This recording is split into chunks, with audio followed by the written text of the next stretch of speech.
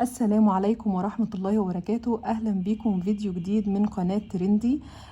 يا رب الفيديو النهاردة يعجبكم وتكون فعلا فكرة كويسة ويقدر مننا كتير جدا يستفيدوا منها. يلا نبدأ بسم الله.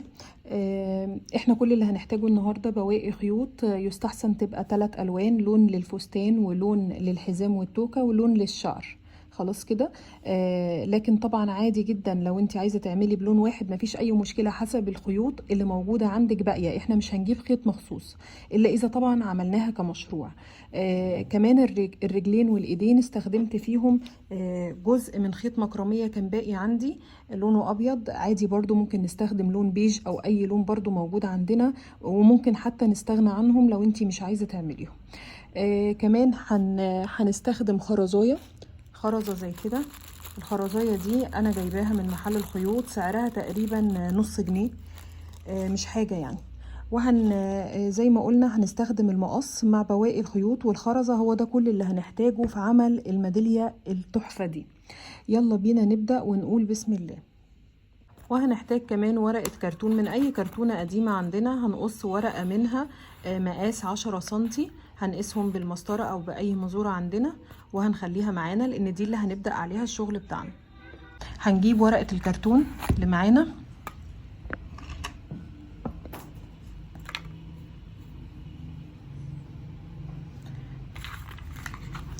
هنبدأ نلف 70 لفة من الخيط ده. الخيط دوت خيط قطن فبيبقى رفيع، لو احنا عندنا خيط تخين شوية مش هياخد اللفات دي كلها، ممكن ياخد 50 لفة بس. 3 4 5، يا ريت بس نريح ايدينا واحنا بنلف. 6 7 8 9.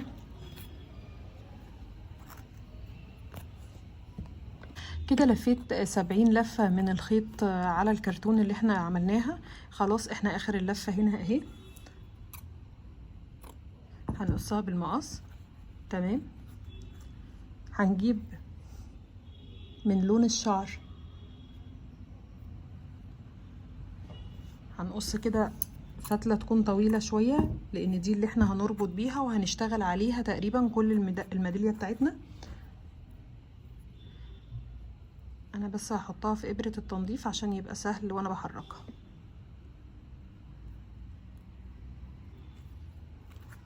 هدخلها من هنا وهطلعها من الناحية التانية.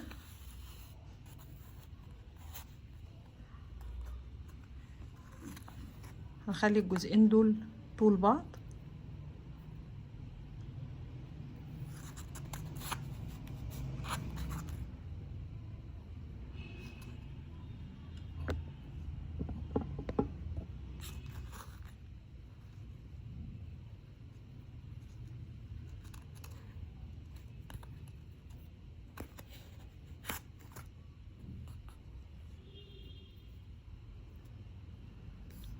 هنربط كويس قوي.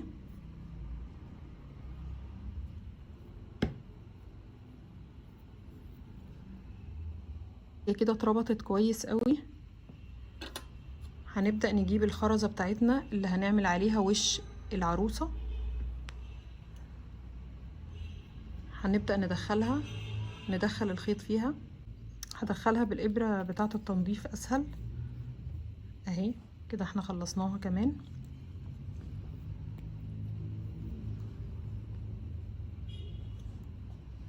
هنبدأ نجيب اللون اللي هنشتغل منه الشعر، وعلى الناحية القصيرة من الكرتونة هنعمل الشعر بتاعنا بنفس طريقة الجسم. ولو في حاجة أصغر من الكرتونة عادي برضو مفيش مشكلة، احنا ممكن نعملها على صوابعنا.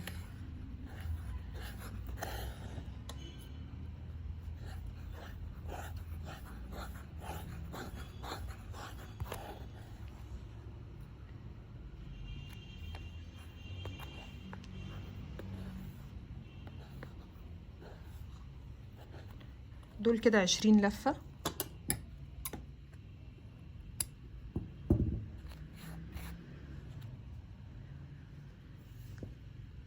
خيط من نفس لون الشعر عشان ما يبانش طبعا، وبنفس الطريقة اللي ربطنا بيها الفستان او جسم العروسة هنربط بيها برضو الشعر بتاعنا. هندخل الابرة نتأكد ان احنا دخلنا من كل الخيوط عشان ما تتفكش مننا بعدين.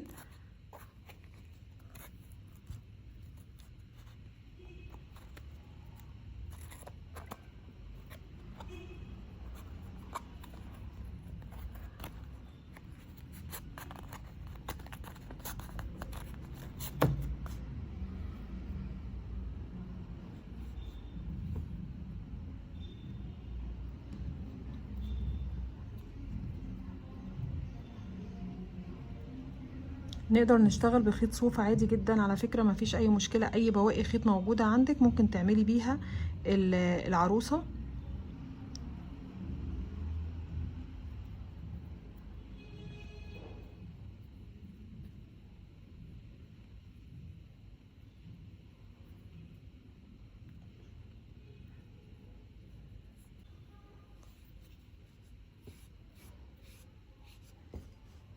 هنبدأ نقص الشعر، نفتحه كده من بعضه.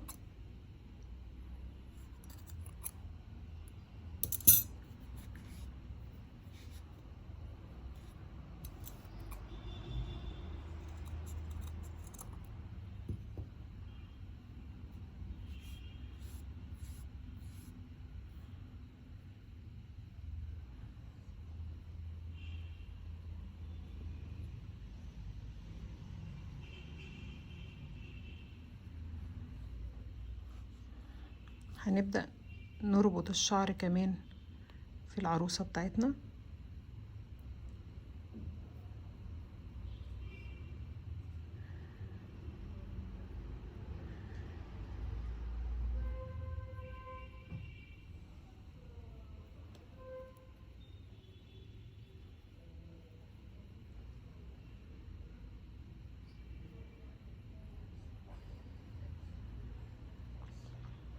عشان كده اول ما عملنا الجسم وجينا نربط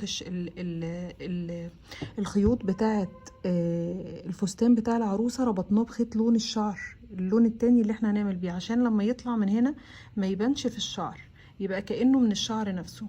تمام كده بدأ شكل العروسه يظهر على فكره.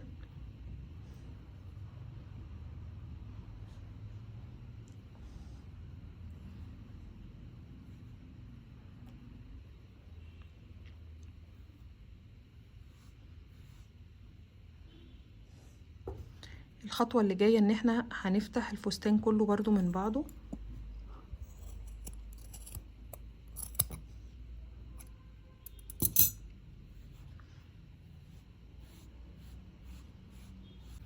هنجيب حتة كده بقى عندي من خيط مكرمية لونه ابيض، وهنبدأ نقص الايدين. هنعقد عقدة هنا، وكمان واحدة كده هنا. انا شايفة ان طول الايد كده حلو.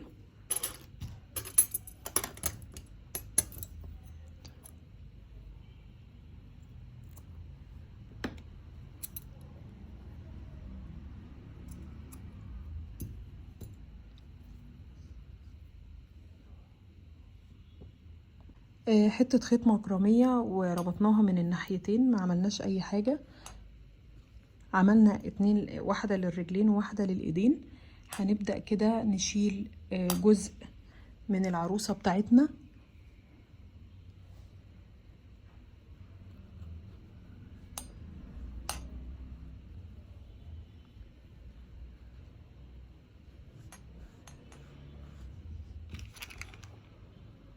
وبمسدس الشمع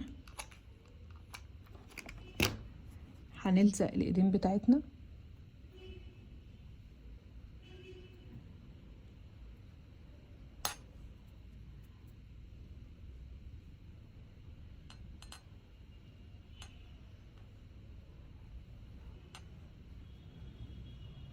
هنشيل جزء كمان عشان برضو نلزق الرجلين بنفس الطريقة. ناخد بالنا طبعا الرجلين ما تبقاش باينة لا من ورا ولا من قدام، يعني احنا بنشيل جزء من الخيوط او الفستان، وبنلزق الايد والرجلين، الايدين والرجلين فيهم، بحيث ان هما ما يبانوش خالص. ناخد بالنا الرجلين تبقى قد بعضها.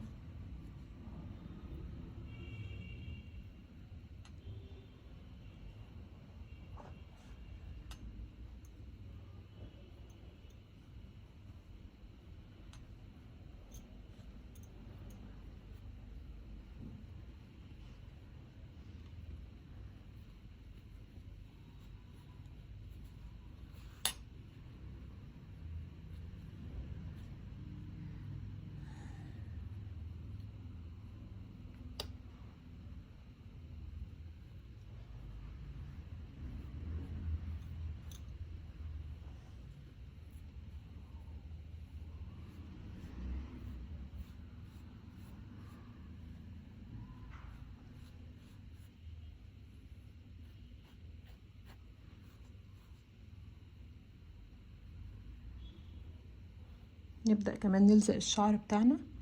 ناخد بالنا من الخيوط اللي كنا رابطين بيها، لان ديت اللي هنربط بيها الميدالية بتاعتنا من فوق كمان. نحاول ما تضيعش مننا، هما طوال اهم، هما باينين اصلا.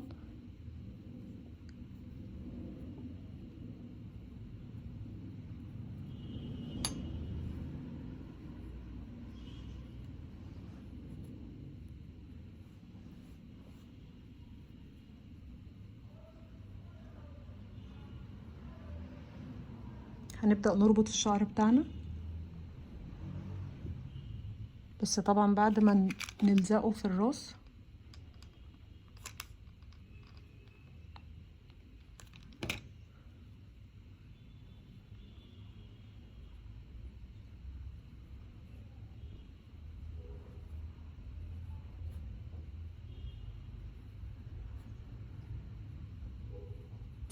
هنعمل دلوقتي ربطة الشعر بتاعتنا.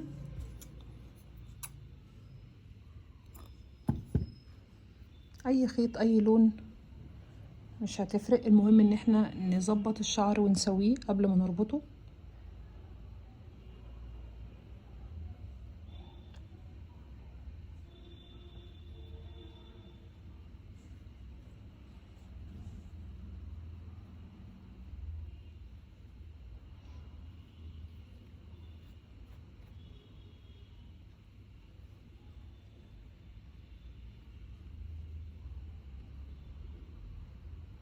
لازم نتأكد ان الشعر مظبوط جدا قبل ما نجمد الرباط بتاعه.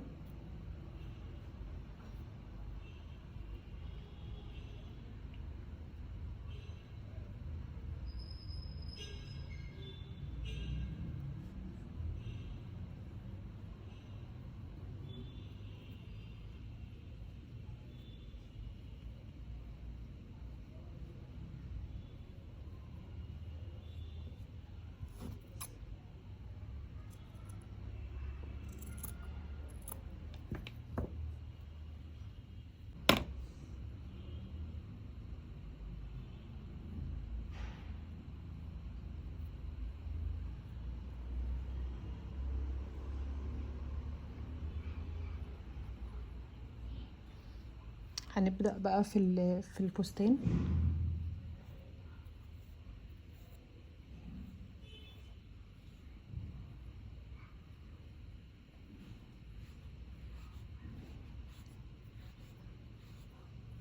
طبعا احنا في الاخر لازم نظبط طول الفستان كله من تحت يبقى طول واحد. احنا دلوقتي هنعمل ربطة الفستان.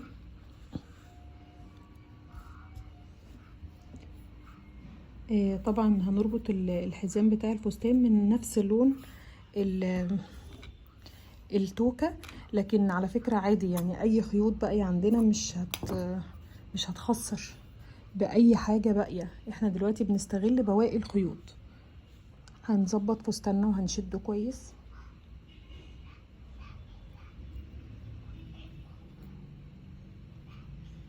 من تحت الدراع على طول هنبدأ نربط الحزام بتاعنا.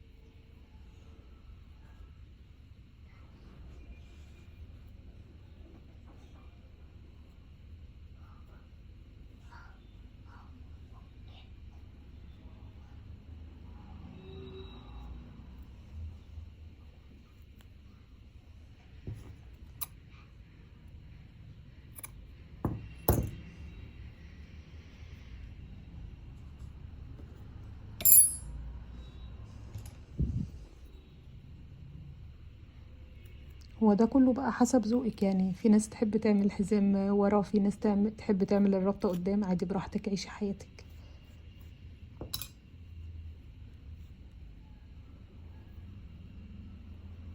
هنبدأ نظبط الشعر.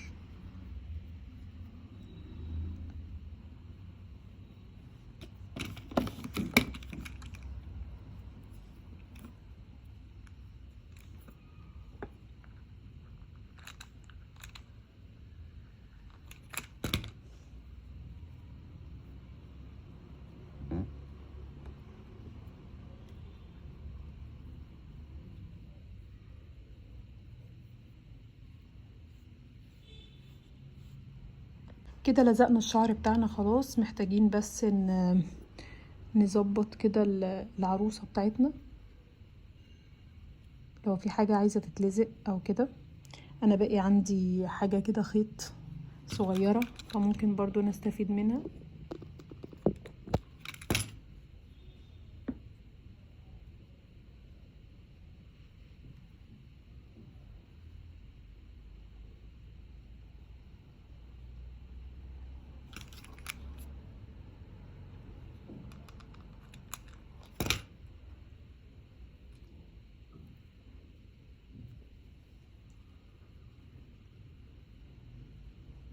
زي ما قلنا ممكن حد يحب الحزام كده من قدام، ممكن حد يحبه ان الربطة تبقى هي اللي من قدام، يعني دي حرية شخصية. كده كده الراس بتلف اصلا. دلوقتي جه ميعاد تظبيط الفستان بقى من تحت. ناخد بالنا جدا من الرجلين،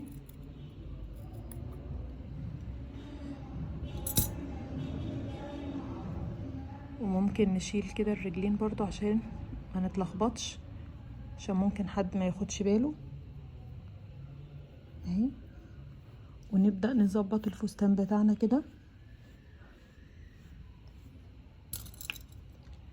وبالمقص هنظبط الطول بتاعه.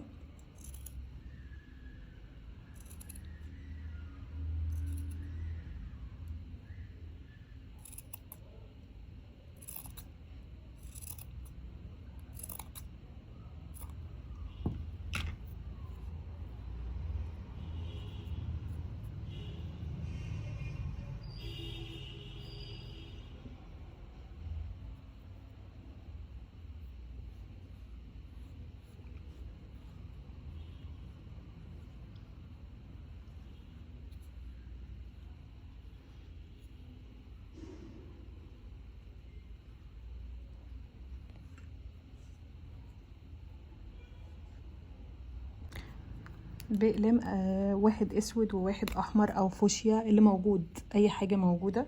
المفروض ان احنا هنرسم بقى البق. تمام، وكمان هنرسم العينين.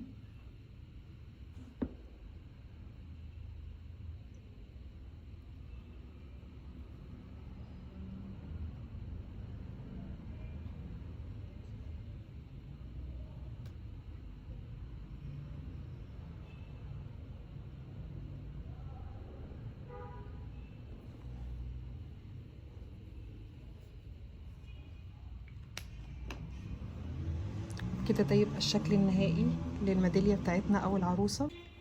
كده خلصنا الميدالية الجميلة بتاعتنا.